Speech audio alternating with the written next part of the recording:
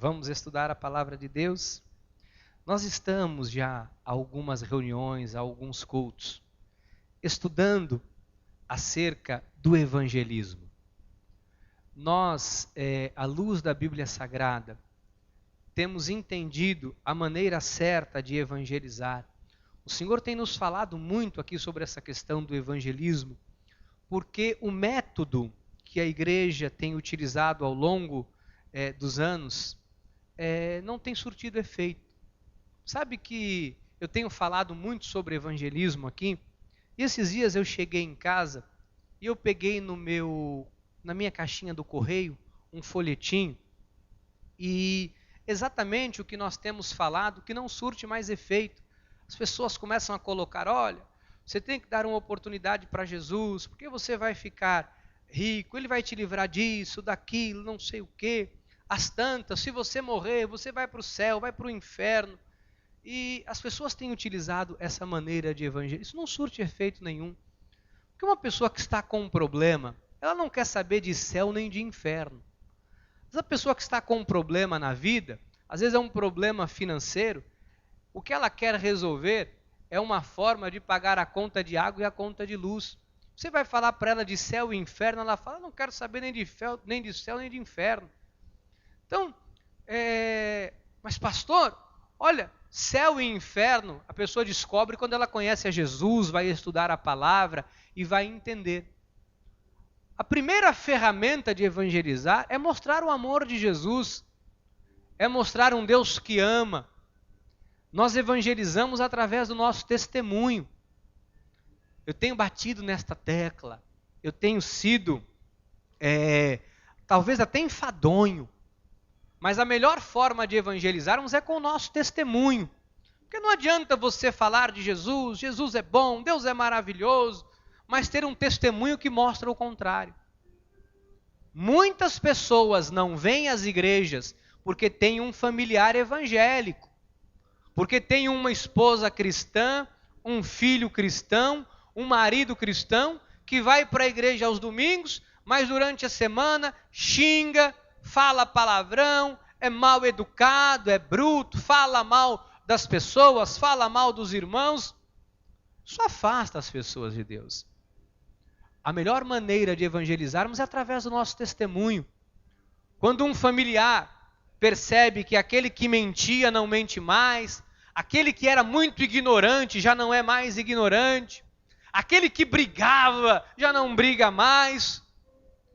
E aí a família começa a perceber que houve uma mudança. Aí a família diz, o que está acontecendo com fulano? Fulano anda mais calmo, anda diferente.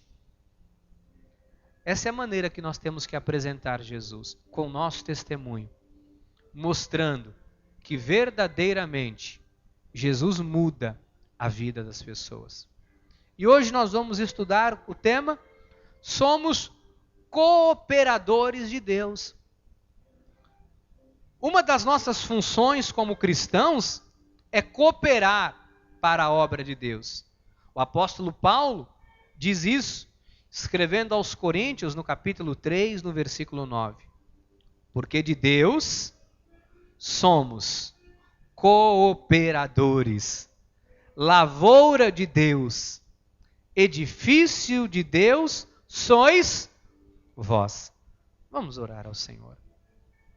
Pai amado e eterno, Deus soberano, Deus justo, fiel e verdadeiro, queremos nesta hora pedir que o Senhor aquiete o coração da tua igreja, do teu povo, e que o Senhor fale, Pai, de forma extraordinária e sobrenatural com cada um de nós.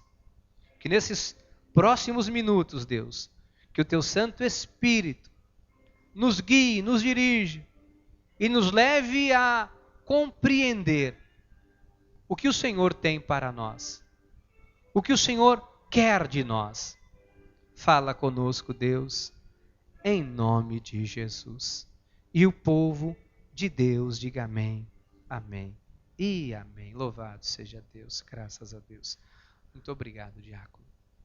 Meus queridos e amados irmãos e irmãs, nós somos cooperadores de Deus. O apóstolo Paulo usou esse termo e é muito interessante porque Paulo diz assim, olha, porque de Deus somos cooperadores. E eu fiquei curioso lendo esse texto. Eu disse, o que quer dizer um cooperador no original grego? Então, eu fui ao original grego e cooperador ou cooperadores significa sunergos. Sunergos do grego quer dizer companheiros de trabalho, trabalhador, um colaborador.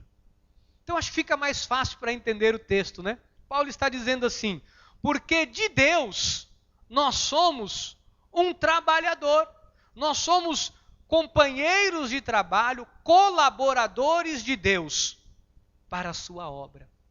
Então, eu e você temos uma missão nesta terra, que é trabalhar para Deus. Se você não sabia, você sabe que eu estudava isso e eu fiquei muito feliz.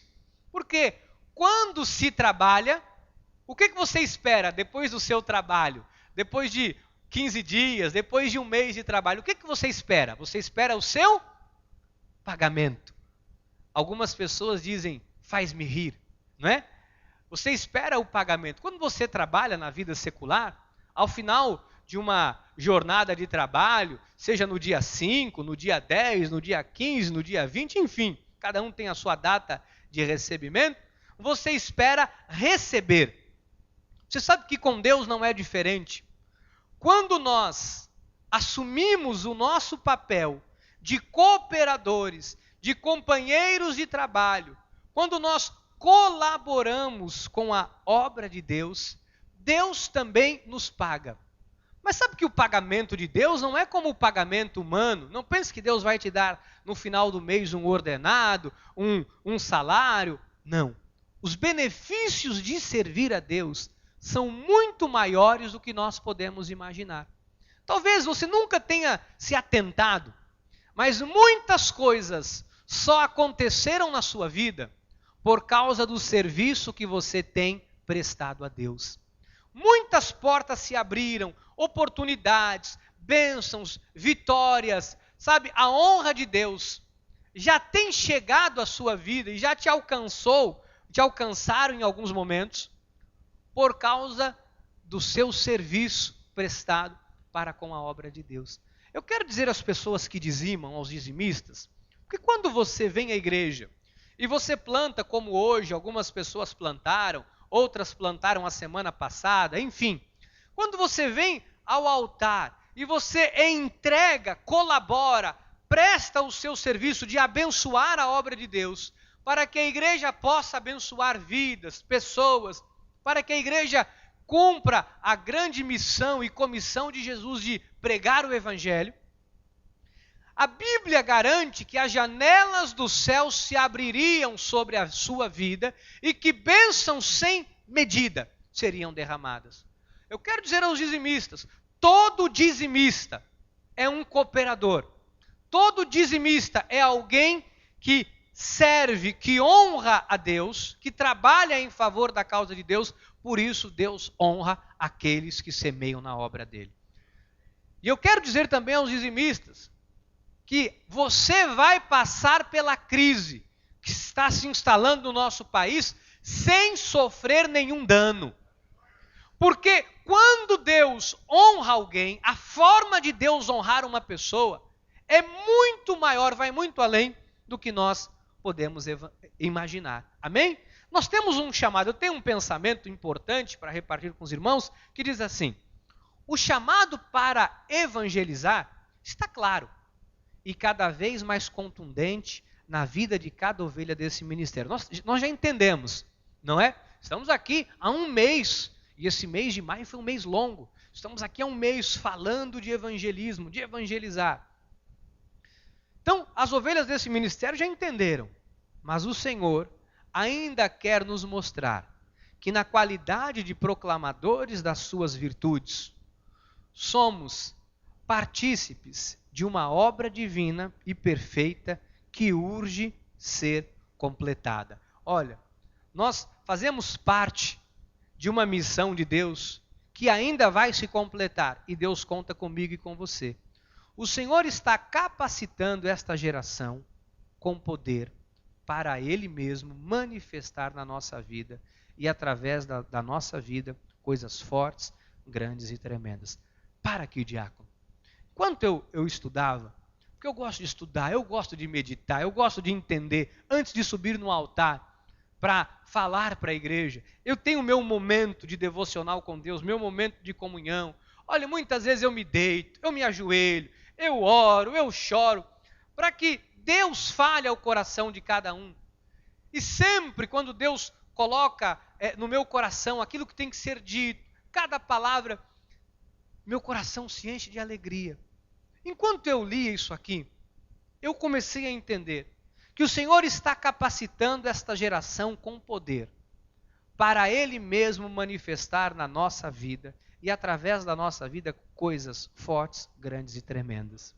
A sua vida, por você ser um cooperador de Jesus, será alvo de grandes bênçãos de Deus, para que você seja um testemunho, uma testemunha viva do que Deus é capaz de fazer na vida de uma pessoa.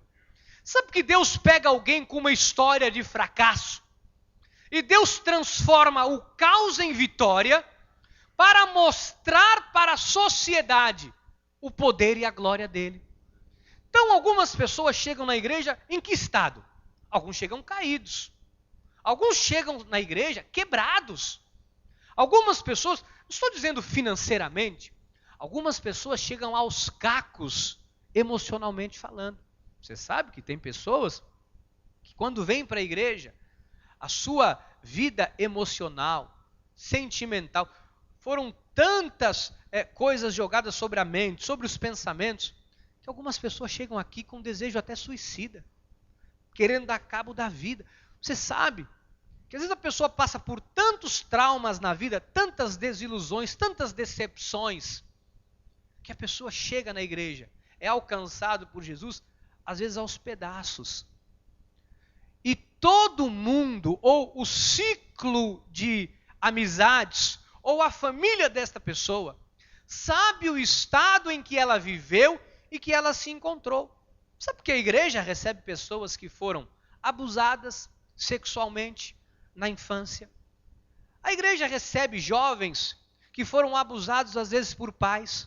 Sabe que as pessoas chegam na igreja, às vezes foram abusadas por um marido, violentada fisicamente. Às vezes uma mulher que sofreu, apanhou, sofreu calada. Um marido às vezes alcoolizado, um marido que bateu, agrediu. Às vezes uma criança cresceu nesse ambiente.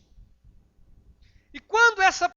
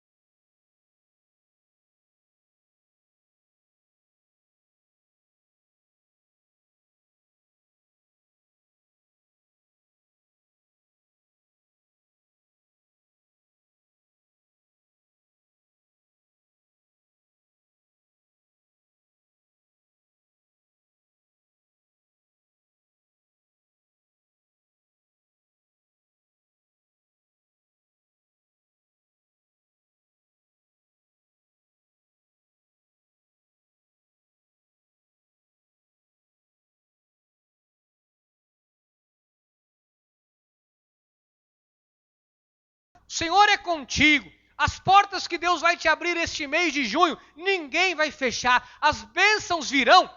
Você é terra fértil. Na sua vida, isso surte efeito. Porque você é lavoura de Deus. Edifício de Deus sois vós. O que é um edifício? Construção, geralmente de alvenaria e de certas proporções e importância, destinada a morada, trabalho e outros fins. Você é um edifício de Deus. Pastor, eu não entendo esta expressão. O que é um edifício? É um lugar importante, que é destinado para trabalho, morada e outros fins. Diga, eu sou edifício de Deus. Deu para você entender o que a Bíblia está dizendo? Você é morada de quem? De Deus. Você é uma morada importante. Você foi destinado para abrigar a Deus. Deus trabalha através da minha e da sua vida.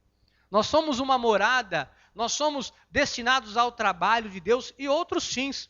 Mas Deus habita em nós e Deus trabalha através da minha e da sua vida. Você tem que ter esta consciência, amado. Você tem que ter esta consciência do papel fundamental que você tem na obra de Deus. Deus habita em você. Deus trabalha na vida de outras pessoas através da sua vida. A sua vida é importante para a obra de Deus. O seu testemunho vai fazer com que pessoas sejam resgatadas do mal. O seu testemunho de vida vai inclinar corações a receberem Jesus como Senhor e Salvador. A sua história de vida vai ser motivo de glória na vida de outras pessoas. Sabe, nós temos pessoas aqui que passaram por crises terríveis na vida. Não se cale. Nós temos pessoas aqui que passaram por humilhações terríveis. Pessoas que moraram de favor. Pessoas que perderam emprego. Pessoas que se meteram em coisas erradas, em corrupções. Nós temos pessoas que se envolveram em coisas que não poderiam, foram ao fundo do poço. A sociedade sabe. Uma parcela da sociedade sabe. Mas quando você não se envergonha e conta a sua história, quando você conta o seu testemunho, amado, você está trabalhando para Deus. Porque alguém que ouve diz, meu Senhor, eu passei por coisas, olha, eu jamais imaginei, eu acredito em Jesus, ao ver o seu testemunho. Olha, não se envergonhe. Por que eu não tenho vergonha de dar o meu testemunho? Por que eu falo, eu sou chato, eu falo. Por quê? Pastor, qual é a necessidade do irmão ficar falando que passou fome, que passou isso, que passou por aquilo? Sabe por que eu falo? Porque às vezes eu saio da igreja hoje, sabe como que eu saio? Eu saio de carro. Eu venho para a igreja bem arrumado, eu venho para a igreja cheiroso. Hoje todo mundo me olha e fala, olha que homem bonito. Espero que esse riso... Aí, logo hoje você não deu a palma agora. Não precisa. Eu tenho um contrato com ele. É 6 palmas por culto. Eu estou diminuindo. Está muito caro. Por que eu falo? Porque às vezes alguém me vê e fala, o pastor está falando isso tudo aí. Ele está numa boa. Mas eu sou um homem que passei fome. Sou um homem que morei num porãozinho no Ipiranga. Sabe, uma vida pobre, difícil. Minha mãe comeu pão que o diabo amassou, doméstica, teve derrame. Aos 14 anos eu assumi a casa. Eu tenho minha carteira de trabalho para mostrar, porque naquela época podia, hoje não pode. Eu tenho minha carteira de trabalho para mostrar aos 14 anos, registrado, office boy, na Colatex. Sabe, eu trabalhei desde cedo, eu lutei, eu trabalhei em feira, eu fui feirante, eu vendi bugiganga do Paraguai. Eu fui, como é o nome desses meninos que ficam na chapa? Eu fui chapa, eu ficava lá esperando, passava o caminhão. Vai para onde? Vou descarregar em Guarulhos, estou dentro. Sabe que um dia eu fui preso, algemado, pela Receita Federal, descarregando um caminhão, o motorista fugiu, veio a Polícia Federal, me algemou, eu disse, eu só estou trabalhando para ganhar R$10 naquela época para descarregar um caminhão e 5 para o almoço. Eu não almoçava, eu pegava os R$5 do almoço, ficava com fome o dia inteiro para poder pagar o aluguel de casa. Minha mãe não podia trabalhar mais. Eu passei por muitas coisas na vida. Quando eu falo, quando eu conto, sabe para que é? Para as pessoas que passam pelas coisas que eu passei, ou se alguém está passando, ou esta mensagem que vai para a rádio, que vai para a internet, quando alguém ouvir, dizer assim, se Deus fez na vida dele, vai fazer na minha, porque ele é o mesmo ontem, hoje o será para sempre. Amado, não tenha vergonha, você é edifício de Deus. Você é um edifício de Deus. Olha, tem gente aqui que tem uma história linda de vida, escreva seu testemunho. Ponha no Facebook, divulgue lá. Olha, eu passei por isso na vida, Deus fez isso aqui. Ah, mas pastor, tem gente que vai achar ruim. Tem. Ah, tem gente que vai criticar. Tem. Mas tem alguém que Deus vai pôr para ler e que vai ser salvo, alcançado pelo seu testemunho. As críticas vão vir, amado, porque para criticar está cheio de gente. Mas se nós nos importarmos com a crítica, nós não vamos fazer a vontade de Deus. Amado, cooperador, trabalhador, operário, edifício de Deus. Diga, eu sou um edifício de Deus. Diga, a glória de Deus é vista através da minha vida. Você é alguém especial. Você é alguém especial. Pastor, qual é o perfil de um evangelista? Qual é o perfil de uma pessoa? Sabe que é um cooperador? Existe um perfil? É alguém que prioriza o seu chamado. 1 Coríntios 9, 23. Tudo faço por causa do evangelho, com o fim de me tornar cooperador por ele. Paulo está dizendo, tudo faço por causa do evangelho. Olha, amado, eu quero dar um conselho aqui. Priorize a sua vida espiritual. Olha, nós temos tantas atividades durante o dia, durante a semana, mas o domingo é dia do Senhor. Sei que quarta-feira a maioria das pessoas trabalham, a grande maioria das pessoas estão fazendo faculdade, estudando, às vezes não consegue. Tem alguma limitação, algumas pessoas têm uma limitação para não estar num culto de quarta-feira, mas domingo é dia do Senhor. Domingo é dia de você estar na casa de Deus. Pastor, graças a Deus, eu posso vir na segunda, eu posso vir fazer a aula de português na terça, eu posso vir no culto de quarta, eu posso vir no ensaio do coral na sexta, eu posso vir no sábado, graças a Deus, posso. Amém, louvado seja Deus por sua vida. Graças a Deus por isso. Outros só têm o domingo. Priorize o seu domingo. Sabe, mostre para a sua família a importância que você dá ao culto.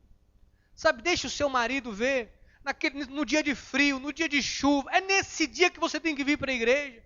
Sabe aquele dia que a cidade inundou? Sabe aquele dia que só dá para sair de barco? Amado, é nesse dia que você tem que vir para o culto. É nesse dia que você tem que pegar, sabe, sua bicicleta, seu carro e dizer, eu vou porque eu tenho um compromisso. Mas nessa chuva, tá maluco? Sabe, Deus tem algo bom para mim hoje no culto. Para as pessoas perceberem quão valoroso é a sua vida espiritual, quão valorosa é a igreja na sua vida. Sabe, as pessoas têm que perceber que os valores de Deus para nós não são coisas superficiais.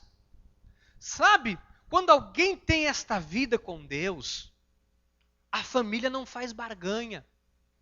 A família sabe, a minha família sabe, e a família da minha esposa sabe. A família dela está aqui. A minha família dela sabe. Se me quer em alguma reunião, não marque no domingo. Tem irmão que de vez em quando já recebi convite, com todo respeito, eu recebi um convite um dia, não sei nem se o irmão está aqui, se tiver é bom que ouça, me mandou um convite num domingo, aniversário, um domingo, 5 e tanto da tarde, para mim, domingo, está de brincadeira, não quer que eu vá.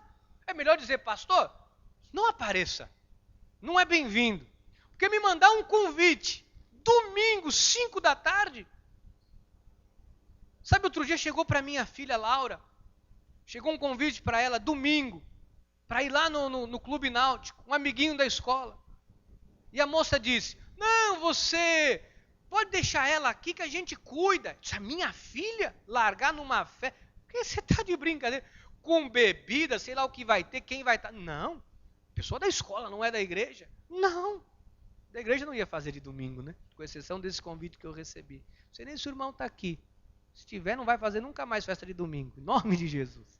Ou eu doido para comer um bolo, vai fazer festa de domingo. Nunca mais vai me convidar, vai fazer escondido. Então, isso é verdade. Por quê? Porque eu ensino para os meus filhos. Filha, mas a festinha, pai. Filha, sabe que Jesus tem abençoado a nossa vida. Está vendo essa comidinha que nós temos na mesa aqui? Foi Jesus que deu. Ah, mas você trabalhou? Sim, mas eu trabalhei. Mas se Jesus não tivesse dado o trabalho para o papai, se Jesus não tivesse dado o cliente... Filha, entenda, filha. Nós somos diferentes. Essa é a nossa vida. Olha, minha filha, que ela é difícil. A Laura é difícil, mas ela entende. Por quê? Porque nós mostramos para a nossa família o valor. Minha filha vai crescer, daqui a pouco vai ter algum compromisso. Não, domingo eu não marco compromisso. Domingo eu não marco compromisso, porque ela vai saber a importância que a igreja tem para nós. Você está entendendo? Priorize o seu chamado. Priorize a sua vida com Deus, sabe? Se torne alguém útil para Jesus. Seja esse cooperador, esse trabalhador. Seja esse edifício de Deus, em nome de Jesus. Porque quando nós agimos assim, nós passamos a ter um perfil de ousadia. Olha Efésios 3,12. Pelo qual temos ousadia e acesso com confiança, mediante a fé nele. Sabe que o perfil de uma pessoa, de um evangelista, de um cooperador, é que ele é destemido por causa da sua fé. Olha, eu sei que tem pessoas que têm uma característica diferente, né? Nós somos diferentes. Tem pessoas que dizem assim, não. Ô fulano, não, nem conta comigo para esse negócio aí. Agora tem gente que é igual a minha nora. Não sei. Ai, não sei. O pernilongo está lá chupando sangue, o dengue, o Aedes aegypti chupando sangue. Ela fala, não sei se mato, não sei. Isso é a Mel. Tem gente que é assim. Eu já dou logo uma cabeçada no pernilongo, já engulo ele. Ela, não sei, ai tadinho, se eu bater ele vai morrer, mas está chupando você, o dengue. Ai, tem gente que tem essa característica, né? Eu respeito, né? Cada um tem a sua. Agora, quanto à fé, temos que ser ousados. Se há alguma coisa que vai mexer com a nossa vida espiritual, com o nosso chamado, opa, tenha a ousadia de dizer não. Tenha a ousadia de dizer, não, isso não é para mim. Porque quando vem uma coisa que é má, você vai ter a ousadia de dizer, eu não recebo isso em nome de Jesus. Eu não aceito, isso não vem da parte de Deus. Vem uma palavra de morte, arreda-te, Satanás. Na minha vida não vale encantamento contra mim. Eu sou de ousadia. Você não tem medo. Você sabe que o milagre vai chegar. Você sabe que a dificuldade vai passar. Você sabe que a crise vai passar. Você chama a existência porque você confia em Deus. Em Marcos 4,40 diz, então lhes disse, por que sois tímidos? Como é que não tendes fé? Nós não podemos ser assim, amados. Não podemos ser edifício de Deus e ora fé, ora choro. Você não pode viver numa montanha russa, emocionalmente falando. Uma hora está chorando, uma hora está deprimido, uma hora está feliz. Parece que é bipolar. Uma hora ri, uma hora chora. Acorda de manhã sorrindo. Antes do almoço já está triste. Depois do almoço está cabisbaixo. Depois está rindo. Não pode. Você tem que ser alguém contundente. Você tem que ser alguém firme. Você não pode ser tímido. Tímido, deilos, do grego, medroso. Diga, eu não sou medroso. Agora, uma pessoa que prioriza a vida espiritual se torna assim corajoso. Olha, Paulo era um homem que priorizava a vida espiritual. Olha a história de Paulo aqui, uma parte da história de Paulo, contada em Atos dos Apóstolos. Demorando-nos ali alguns dias, desceu da Judéia um profeta chamado Ágabo. E era um profeta de verdade. E vindo ter conosco, tomando o cinto de Paulo, ligando com ele os próprios pés e mãos, declarou isso. Ágabo se encontrou com o apóstolo Paulo e os seus discípulos, os homens que estavam com Paulo, os outros apóstolos, e Diz: Paulo, me dá aqui teu cinto. Pegou o cinto de Paulo, cinto não é esse cinto de couro, era um cordão. Pegou aquele cordão, amarrou o pé, o braço, e ele começou a dizer o que ia acontecer. Tomando o cinto de Paulo, ligando com ele os próprios pés e mãos, declarou isto. Isto diz o Espírito Santo, ele falava por parte de Deus. Assim os judeus em Jerusalém farão ao dono deste cinto e o entregarão nas mãos dos gentios. Ágabo começou a dizer: olha, Paulo, tu vai para Jerusalém, tu vai ser preso, vão te amarrar, vão fazer acontecer com você. Quando ouvimos estas palavras, tanto nós como os daquele lugar, rogamos a Paulo que não subisse a Jerusalém. Sabe que às vezes alguém vem para você e diz assim: olha, fulano, eu tenho experiência nesse assunto, não entra nesse negócio que não vai dar certo. Está todo mundo fechando, se você entrar você vai quebrar. Fulano, não se mete com esse negócio, você vai se dar mal. Eu tenho experiência, eu sei o que eu estou falando. É verdade. Todo mundo começou a dizer: Paulo, pelo amor de Deus, esse homem é profeta, Paulo. Isso aqui não é um charlatão. Paulo do céu, nós não vamos subir, mudamos de ideia, não mudamos de ideia. Versículo 13. Então ele respondeu: que fazeis chorando e quebrantando-me o coração? Vocês estão querendo me convencer, vocês estão quase me convencendo de não ir. O que é isso? Pois estou pronto, não só para ser preso, mas até para morrer em Jerusalém pelo nome do Senhor Jesus. Você é um homem ousado. Você é um homem, você tem que ter essa postura. Eu estou pronto para servir a Deus, para fazer. Eu não tenho medo, eu sei quem está comigo, o maior que está na minha vida. Mas se você perder, se eu perder, Deus vai me dar de novo. Porque no lugar da vergonha vem a dupla honra. A glória da segunda casa é maior do que a primeira. Sabe, o justo cai e Deus levanta. Se cair 7 vezes o Senhor o levantará. Sabe, no mínimo Deus vai me restituir em dobro. Não tenha medo.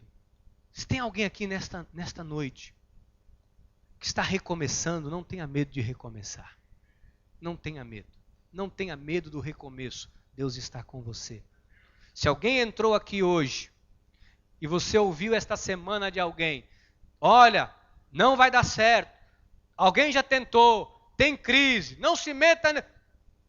A palavra de Deus para você é: não tenha medo. Não tenha medo.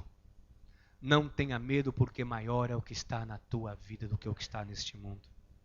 Não tenha medo, amado. Nós nos atemorizamos de más notícias. Sabe por quê? Porque a nossa capacidade e suficiência vem de Deus. Nós não temos uma mente natural apenas, racional. Nós temos uma mente espiritual. O Senhor fala a nossa mente espiritual. 1 Coríntios 1:5. Porque em tudo fostes enriquecidos nele, em toda a palavra, em todo o conhecimento. É notório a habilidade que algumas pessoas que obedecem a Deus têm. Eu converso com algumas pessoas, às vezes eu falo: meu Deus, de onde vem tanta sabedoria, tanto entendimento, tanto conhecimento? Vem de Deus. Eu queria, nesses minutinhos finais, dizer a você que foi trazido aqui nesta noite: alguns, ou a grande maioria, ou todos, de alguma forma você já tem sido um cooperador. Talvez você só não esteja percebendo como Deus já tem te remunerado. Talvez você não tenha percebido como Deus já tem te abençoado. Deus já tem abençoado a sua vida. Nós queremos mais e Deus tem mais. Mas a verdade é que Deus já nos tem retribuído pelo serviço que nós temos prestado a Ele. Você que tem a sua família hoje na igreja, você que tem os seus filhos servindo a Deus, saiba que isso é resultado da sua vida com Deus. Deus já tem honrado você. Você que tem o seu marido, a sua esposa na igreja, isso é resultado do seu trabalho, do seu serviço prestado ao Senhor. Você que hoje tem um emprego, tem um salário, você que hoje consegue alimentar a sua família com o seu trabalho, saiba que é Deus quem tem te dado isso. Às vezes nós olhamos e queremos enxergar o sobrenatural. O sobrenatural de Deus é o pão nosso de cada dia. O sobrenatural de Deus é você ter a comida na sua mesa, é ter um teto para cobrir a sua cabeça, onde a maioria das pessoas não tem. As grandes bênçãos que os cooperadores de Deus têm recebido é a paz. Porque tem gente que tem tudo, mas não tem paz. Sabe, tem pessoas que dariam um braço para ter paz. E não tem. Deus tem te dado a paz, porque tu és um cooperador de Cristo. Nós temos a paz de espírito. Nós temos uma paz de espírito. Sabe qual é a maior paz que nós temos? É deitar a cabeça no travesseiro e ter a consciência tranquila. Precisa ter paz para deitar, para se levantar. Meu amado, minha amada.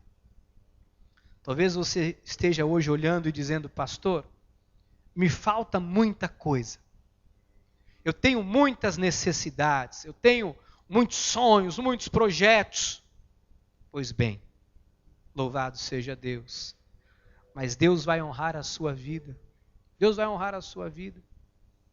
Deus vai te honrar. Lá no ponto 3, diácono Samuel, Atos 22, 12 a 15, diz: um homem chamado Ananias, piedoso conforme a lei, tendo bom testemunho de todos os judeus que ali morava. Olha, você tem um bom testemunho, Deus vai honrar a sua vida. Esse homem de um bom testemunho pôs a mão sobre Paulo e Paulo voltou a enxergar. Paulo tornou a enxergar. Vamos acolher bem, amados. Vamos fazer o nosso serviço. Penúltimo versículo, 3 de João 1, versículo 8 a 10 diz assim: portanto, devemos acolher esses irmãos para nos tornarmos cooperadores da verdade. Nós temos que acolher, temos que servir, temos que trabalhar. Sabe que a vida cristã parece às vezes ser muito injusta. Uma pessoa ontem me procurou e me disse assim: pastor, a vida cristã não é um tanto quanto injusta? Eu disse, por quê? Porque às vezes nós fazemos, e tem gente que depois de receber tudo que a gente faz, sabe, nos apunhala, fala mal. Poxa, a vida cristã não é injusta?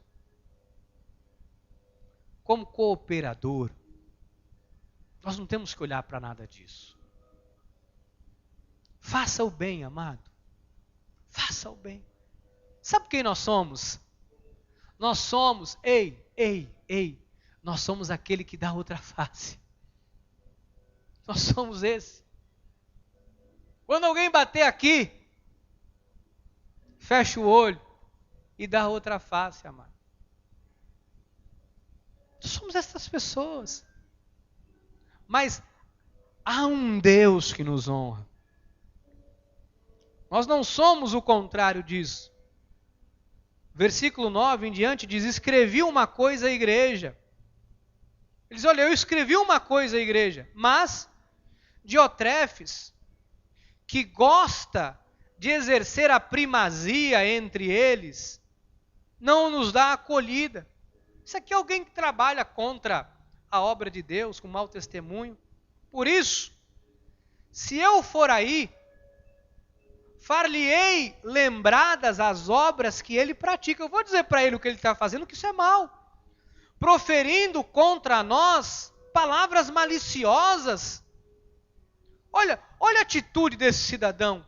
E não satisfeito com estas coisas, nem ele mesmo acolhe os irmãos, como impede os que querem recebê-los e os expulsa da igreja. Mas tem pessoas trabalhando contra. Tem pessoas contra você, contra a sua família, contra a sua casa. Tem. Mas nós somos cooperadores de Jesus. Olha, amado, em nome de Jesus, guarda no teu coração. Nós somos aqueles que dão a outra face. Não se esqueça disso. Conosco, a justiça vem de Deus. Deus já tem te honrado. Deus vai te honrar. Olha, eu falo desse altar com a mão na Bíblia. Deus vai honrar cada cooperador desta obra. Você, a tua família não vai ter falta de nada. É a Bíblia quem diz isso. Você vai ter para emprestar, não vai tomar emprestado. Você vai ver a justiça de Deus no lugar da vergonha, a dupla honra. Sabe, você vai ver a honra de Deus na sua vida. Deus vai te honrar. Deus vai te honrar. Deus vai te honrar. Que assim seja, porque assim nos disse o Senhor. Deus vai te honrar. Louvado seja Deus.